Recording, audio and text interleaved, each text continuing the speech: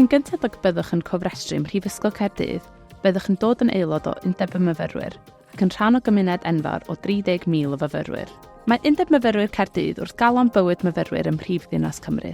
Mae hynny'n golygu bod yr yma i gefnogi myfyrwyr i ffynnu a'i cynorthwyo pan wneud pethau o le. Mae hyn oll o fewn amgylchedd diogel a chynhwysol, lle gall myfyrwyr fod yn nhw eu hunain. Mae Undeb Myfyrwyr Caerdydd yn gyson wedi'i bleidleisio fel un o'r 2 undeb myfyrwyr gorau yn y DY, yng Ngwobrau Dewis y Myfyrwyr, What Uni, ac mae yn y 3 uchaf am fodlonrwydd myfyrwyr yn y DY. Oeddech chi'n gwybod bod Undeb y Myfyrwyr wedi arwain gan fyfyrwyr?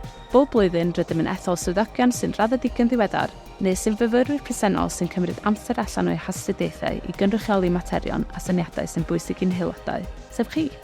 Dyma eich swyddogion sabathol ar gyfer eleni, a gallwch ddysgu mwy am ei gwaith ar cardiffstudents.com. Rydym hefyd yn ethol swyddogion ymgyrchu. Mae rhain yn rholer rhan amser wedi cyflawni gan fyfyrwyr sy'n gwirfoddoli ochr yn ochr a'u hastudiaethau. Maent yn cynrychioli grwpiau ac yn cynnal ymgyrchoedd sy'n buddio myfyrwyr. Dyma swyddogion ymgyrchu eleni. Gallwch ddysgu mwy a chysylltu â nhw drwy wefan yr Undeb Myfyrwyr.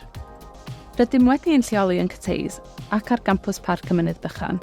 Os ydych yn Cyteis, rydym ar blas y parc, gyferbyn ar prif adeilad.